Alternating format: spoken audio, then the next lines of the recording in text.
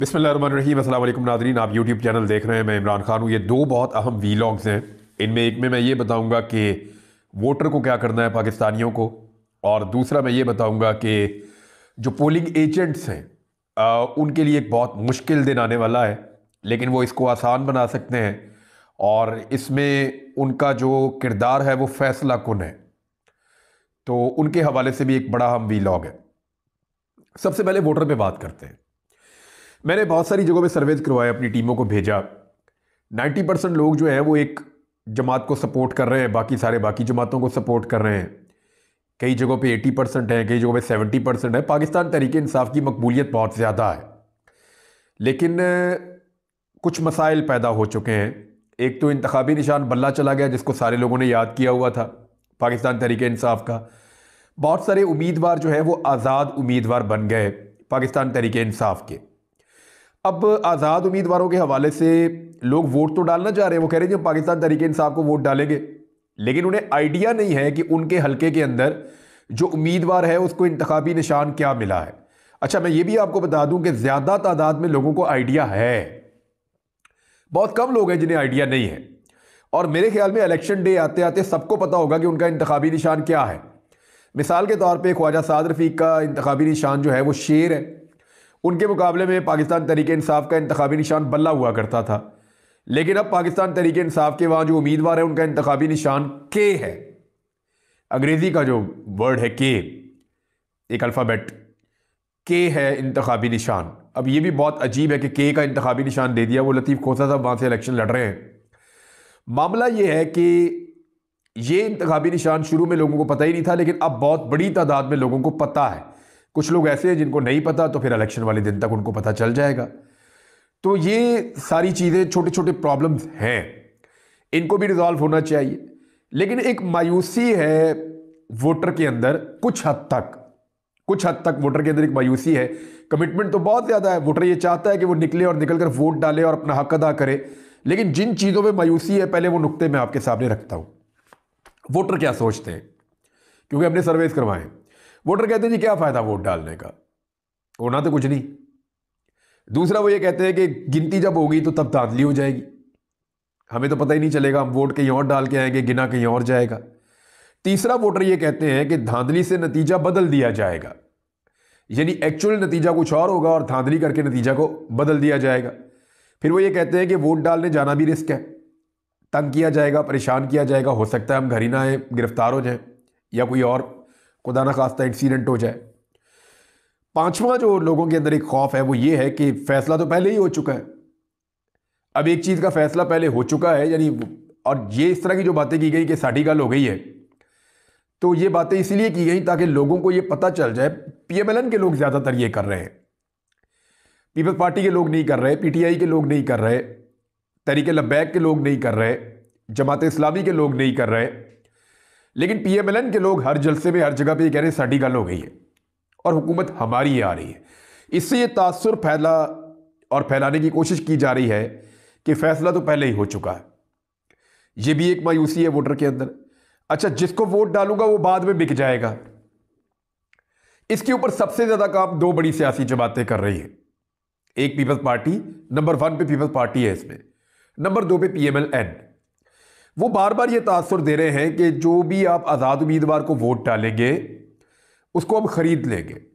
हालांकि ये बड़ी मायूब बात है, बड़ी बेइज्जती वाली बात है कि आप को लोग वोट नहीं डाल रहे, आपके मुकाबले में कोई और जीत गया, यानी लोगों ने आपको मुस्तरद कर दिया, लेकिन आपने अपने पैसे की ताकत से उस आदमी को खरीद लिया जो आपसे जीत कर आया था।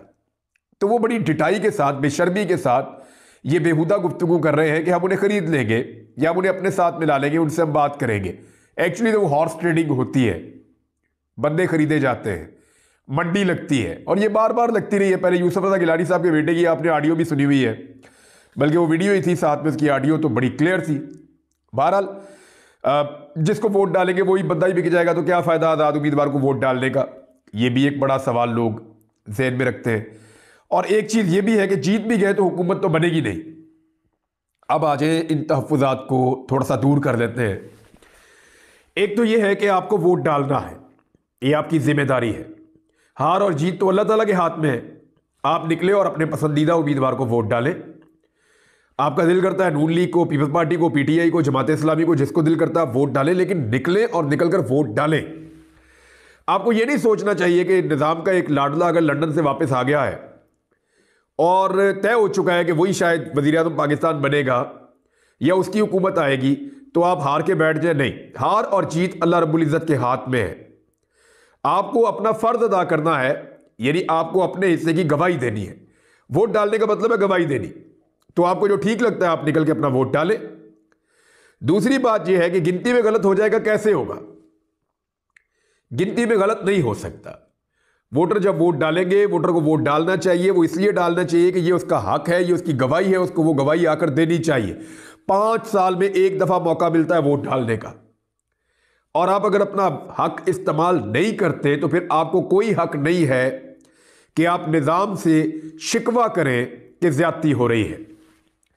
यानी अगर आपने निजाम को बदलने के लिए या पाकिस्तान को ठीक करने के लिए या पाकिस्तान में सही हुकूमत बनाने के लिए अपने वोट का हक इस्तेमाल नहीं किया, तो फिर बनने वाली हुकूमत से आप कोई गिला और कोई शिकवा नहीं कर सकते।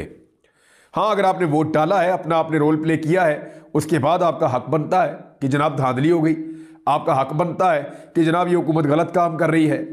तो आपने ये गलत काम रोकने के लिए क्या किरदार अदा किया? आप तो काम आसान कर देंगे उन लोगों का जो नहीं चाहते कि आप निकल कर वोट डालें। आप निकल आए तो सारा मनसूबा उनका धरा का धरा रह जाएगा। 17 जुलाई याद है आपको, 2022 का इलेक्शन? सारा का सारा निजाम खड़ा हुआ था एक तरफ, सारी सियासी जमातें खड़ी हुई थी एक तरफ, और पंजाब के अंदर इलेक्शन हो रहा था। पंजाब का वजीर आला हमजा शहबाज था, धड़ाधड़ जलसे कर रहे थे, जुलूस कर रहे थे। शहबाज शरीफ वजीर आजम पाकिस्तान था, बहुत ज्यादा ताकत थी इनके पास। पुलिस को इस्तेमाल किया, इंतजामिया को, इलेक्शन कमीशन को, सब कुछ करके देख लिया। टिका के धांधली करने के बावजूद सिर्फ 3 सीटें जीत सके थे।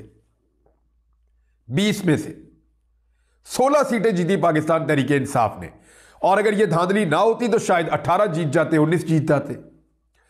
तो ये आपके निकलने से, टर्नआउट के बढ़ने से यह फर्क पड़ा था।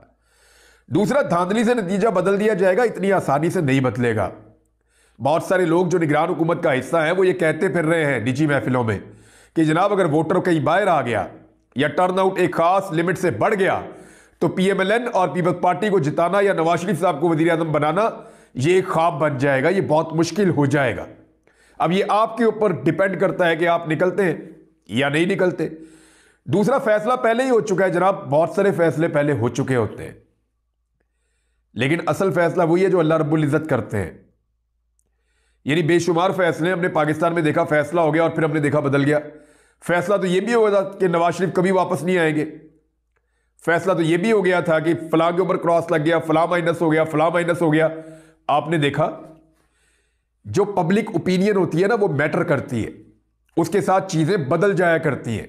अगर लोगों ने निकलकर वोट का हक बहुत बड़े पैमाने पर इस्तेमाल कर लिया और माफियाज को शिकस्त देने में कामयाब हो गए, तो आप देखेंगे कि चीजें कितनी तेजी से बदलेंगी। आपका वोट मैटर करता है। फिर आप ये कह रहे हैं कि जिसको वोट डालेंगे वो बिक जाएगा। चले, मैं साफ बात करता हूं, पाकिस्तान तहरीके इंसाफ का वोटर ज्यादातर कहता है कि जनाब हम जब वोट डालेंगे तहरीके इंसाफ के हमायत याफ्ता आज़ाद उम्मीदवार को, कल का वो 50 करोड़, 60 करोड़, 70 करोड़ कुछ भी लेके, 1 अरब रुपया लेके वो बिक के जाके दूसरी जमात के साथ बैठ जाएगा, तो हमारा वोट तो ज़ाया हो गया। देखिए, आपने तो 2 नंबरी नहीं की ना, आपने तो जाके वोट डाला। अब अगर वो बिक रहा है तो ये उसकी रिस्पॉन्सिबिलिटी है। लेकिन मैं आपको एक चीज और क्लियर कर दूं कि अभी कुछ चीजें पेंडिंग में चल रही हैं। कानूनी नुक्ता और फैसला इसके ऊपर आना बाकी है कि क्या वो बिक सकता है या नहीं, या वो पाकिस्तान तहरीके इंसाफ का ही हिस्सा रहेगा, क्योंकि निशान चला गया, पार्टी बदस्तूर मौजूद है।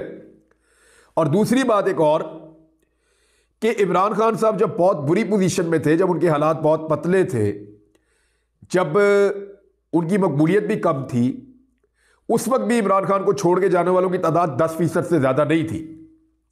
यानी 100 में से सिर्फ 10 लोग उनको उस वक्त छोड़कर गए थे, 10 के आसपास। तो आज तो इमरान खान साहब और उनकी पार्टी की मकबूलियत ही कहीं और खड़ी हुई है। जब लोग जाते हैं वोट मांगने तो वहां पे एक ही बात करते हैं वोटर कि जनाब अगर आप बिकेंगे नहीं, आप धोखा नहीं देंगे इमरान खान को, हम आपको वोट डाल देते हैं। तो अब बिकना और छोड़ना या बेईमानी करना या लोटा बन जाना पहले की तरह आसान नहीं है। जो लोग लोटे बने हैं वो निशाने इबरत बने हुए हैं, वो अपने हलकों में नहीं जा पा रहे, इलेक्शन नहीं लड़ पा रहे। तो जो बंदा लोटा बनेगा वो हमेशा के लिए अपनी सियासत को दफन कर लेगा। लिहाजा इस बात की आप फिक्र ना करें कि लोग बदल जाएंगे और बिक जाएंगे। ये अगर कुछ होगा तो बहुत बड़े पैमाने पे होगा, वरना ये हो नहीं पाएगा।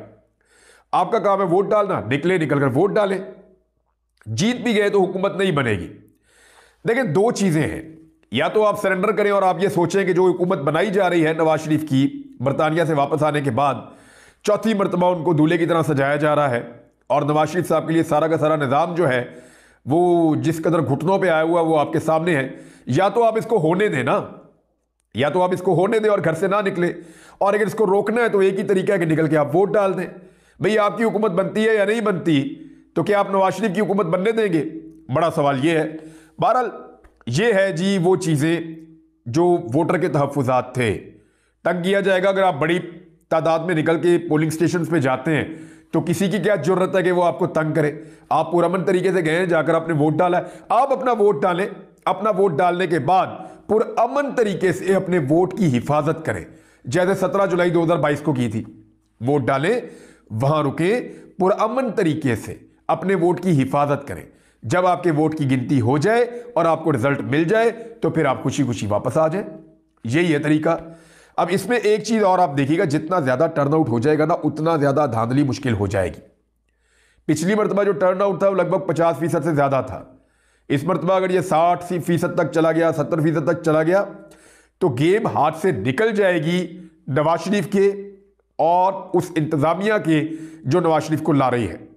निगरान हुकूमत जो इस वक्त पीडीएम को जितवाना चाहती है, वो खुद मान रहे हैं कि बहुत मुश्किल है। अगर टर्नआउट ज्यादा हो गया तो फिर धांधली भी बहुत ज्यादा मुश्किल हो जाएगी। कुछ लोग अपना वोट बेच देते हैं, मैं उनके बारे में भी कुछ थोड़ी सी एक चीज कहना चाहता हूं। वोट का इस वक्त रेट चल रहा है 5 से 10 हजार रुपए, 5,000 से लेकर 10,000 रुपए तक वोट का रेट चल रहा है मार्केट में। अब अगर आपने अपना वोट 5,000 का बेचा तो आपने बेचा है 5 साल के लिए। 5 साल में होते हैं 1825 दिन। जरा 5,000 को डिवाइड करें ना 1825 के ऊपर, तो आपको ₹2.75 से कम मिलते हैं, यानी ₹2.75 आपको एक दिन के मिलते हैं। क्या आप अपना वोट बेच देंगे रोजाना के ₹3.25 में? एक घर का रोजाना का खर्चा 1,000 रुपए के आसपास पहुंच चुका है इस वक्त। तो 1,000 रुपए एक घर का रोजाना का खर्चा है, और वोट कितने में बिक रहा है? ₹3.25 रोजाना में। और फर्ज करें कि आपका वोट 10,000 रुपए में खरीद लिया गया, 5 में नहीं लिया गया, तो ₹5.47, यानी ₹5.5 में आपने अपना वोट बेचा 5 साल के लिए, यानी रोजाना ₹5.5 आपको मिलेंगे।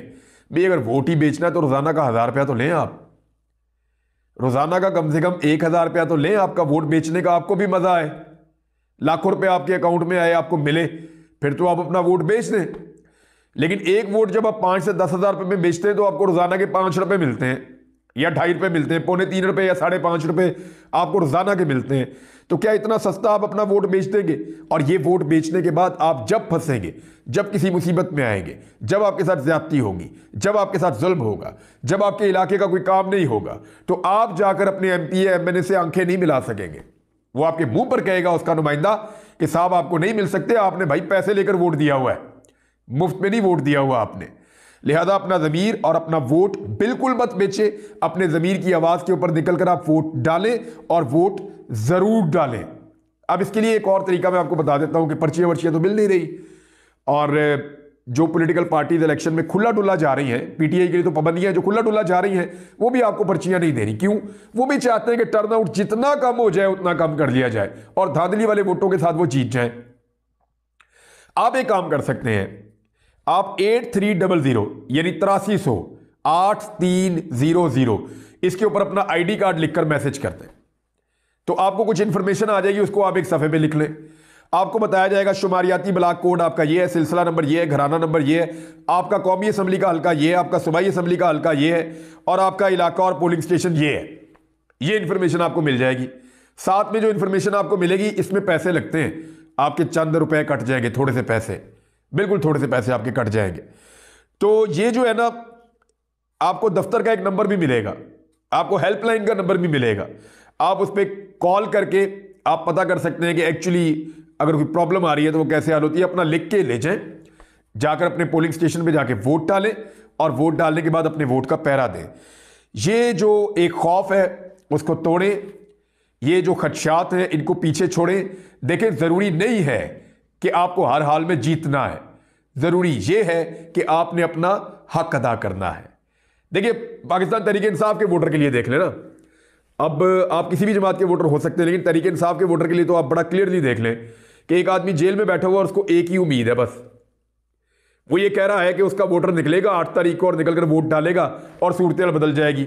उसको रोजाना एक सजा हो रही है पिछले चंद दिनों से। अब तक उसकी सजाएं आप इकट्ठी करें तो 31 साल की उसको सजाएं हो गई हैं। हर सजा के बाद वो मुस्कुराता है और मुस्कुरा के कहता है कि 8 फरवरी, वो एक ही बात करता है कि 8 फरवरी को वोट पड़ जाएगा और सूरत बदल जाएगी।